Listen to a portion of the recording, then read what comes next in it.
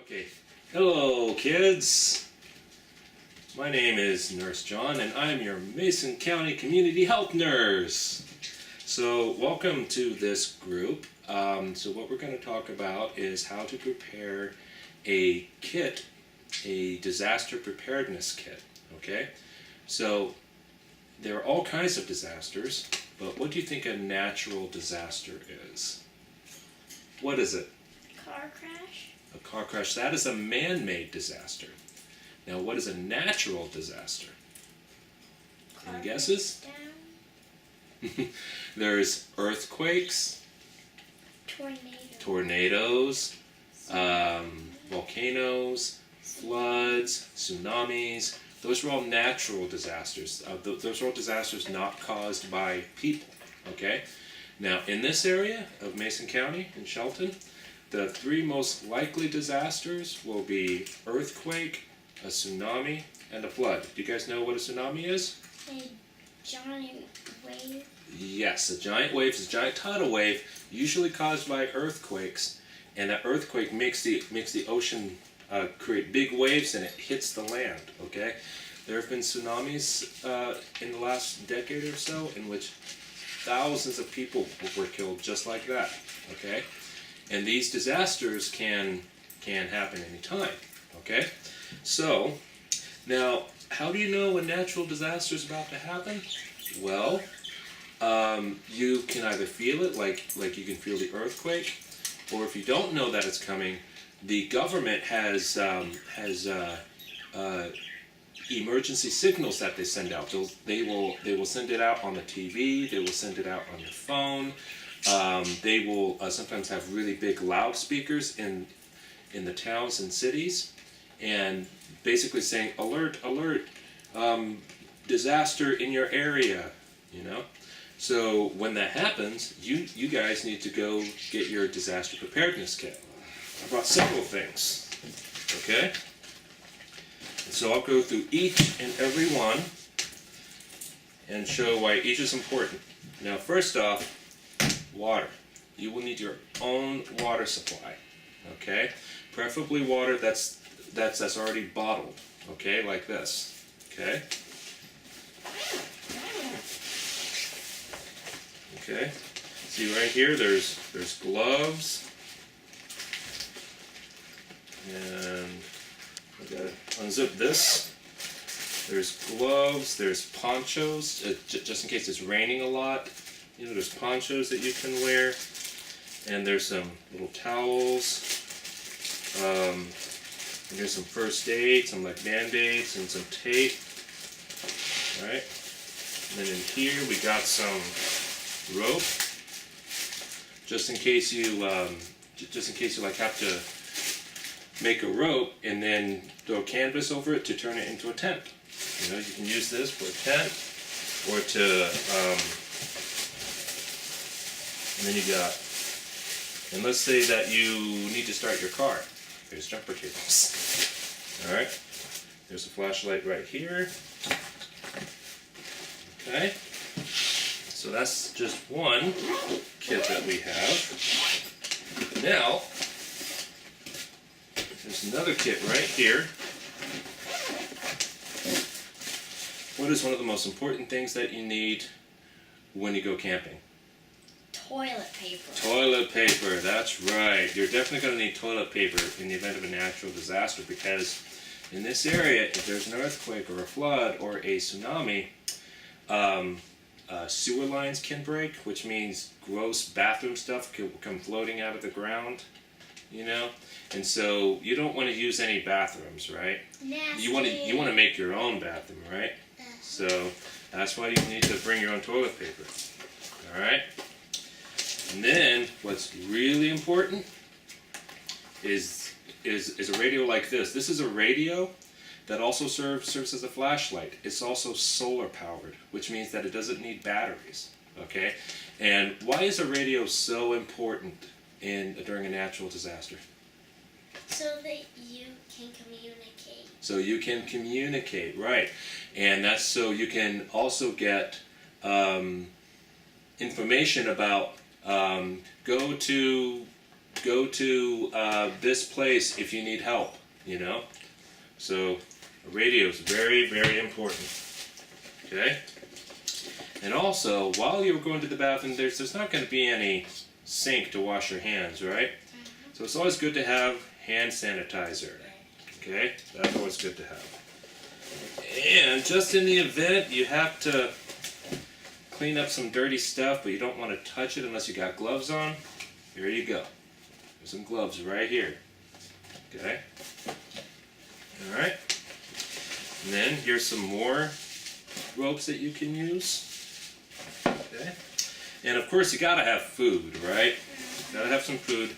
It's best to have canned foods because they will last you a long time and it's protected. Okay? Yeah, do you have a question? How can it last long? How can it last long? Because in canned foods, since it's airtight, you know, and that nothing can get in, this keeps the food protected for up to several years. Okay? Now, yes, what's your question? And how would you be able to, on some of them, like you need a can opener, and how would you heat them up? That's why you always have a can opener. You always have a can opener with your food, okay?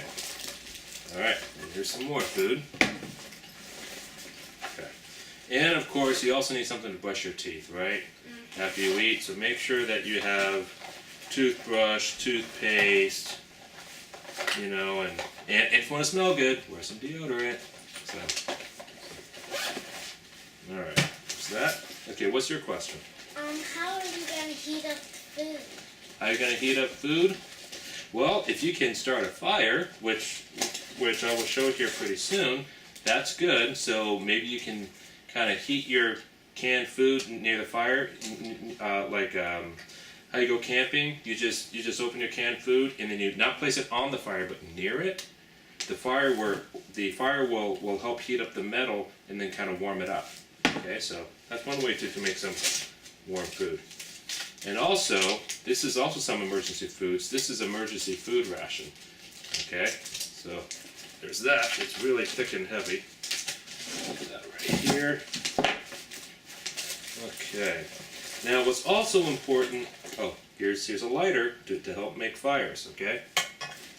What's also really important, very important, is that you have a really good first aid kit. Now there were some first aid kits in here, like some Band-Aids and stuff, but you're going to need a lot more than Band-Aids, okay? So you have, this is called a bandage roll. So let's say that you get like a really big owie, right? So then after you wash it and pat it dry, you can wrap this bandage around your boo-boo, you know? And then it will help keep it protected, okay? And then this is really important. This is what's called a survival blanket. Okay, so you can wear this outside and it will keep you warm. Okay, so that's really important. And some more emergency ponchos. It's never bad to have more than one emergency poncho.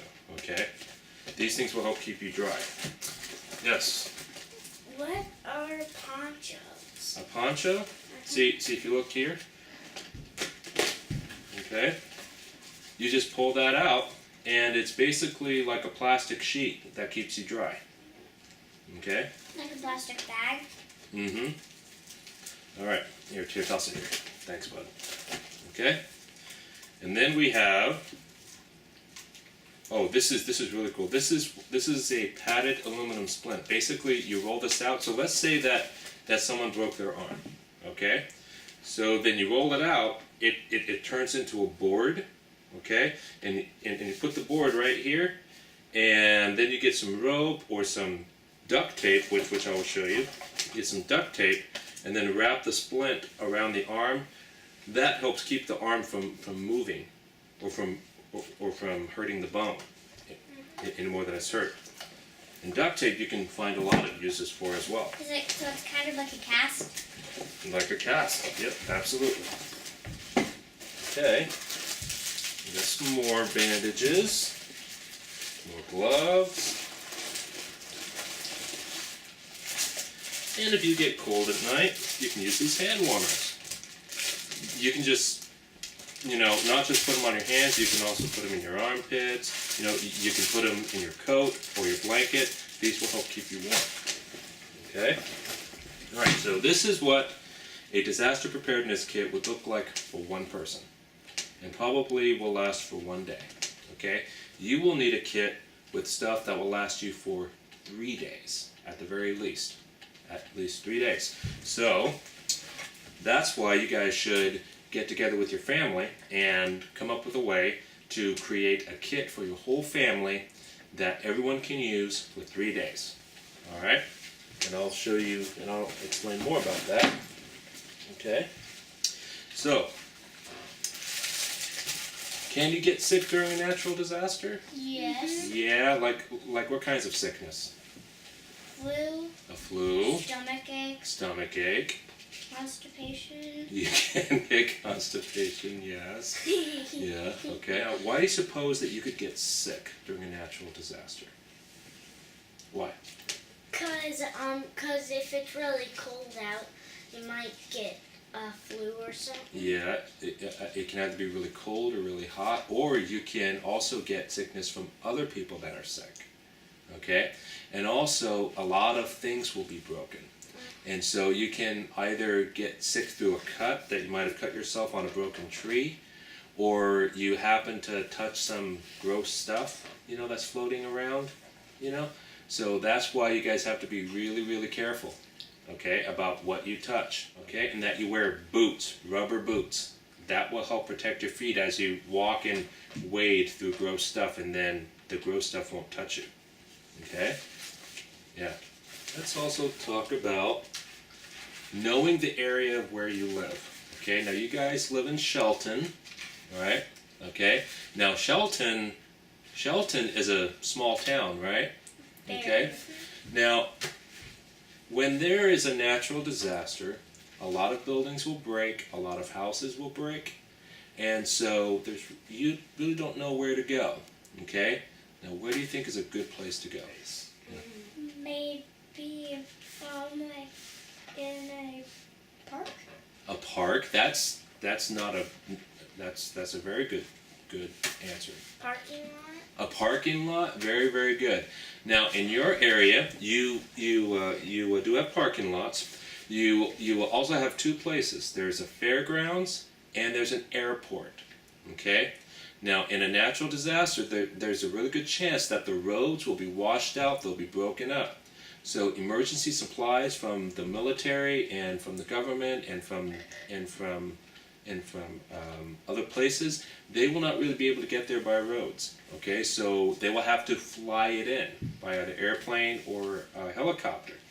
So most likely, the place that you should go is the airfield. All right, that's probably the best place to go. But how do you know how to get there? Is maybe if you have a map of the area. If you have a map of the area, that's why in your kit you should have a map, okay? Now I made a little map in here for you, okay? And so I printed out a little map of the Shelton area, and so you guys live just out over here. And this is the airport just up here. It's kind of a long way, but that's why you should have a map just so you can take with you. Okay? All right. So, to wrap this up, make sure you guys also not only have a map of your area, but also copies of your birth certificate and your vaccination records, because at the place where you go to get help, there will be like a little healthcare center. And so they will want to know if you have any special illnesses or medical conditions, and they will want to know to make sure you got all your shots, okay? All right? And also in here is a little how to prepare for a natural disaster, okay? So take this home, show it to your family, and work with your family on how to build a disaster preparedness kit, and this will help guide you. Okay? In fact, this is the Mason County All Hazards Preparedness Guide. This teaches you everything about how to prepare for a natural disaster. Okay?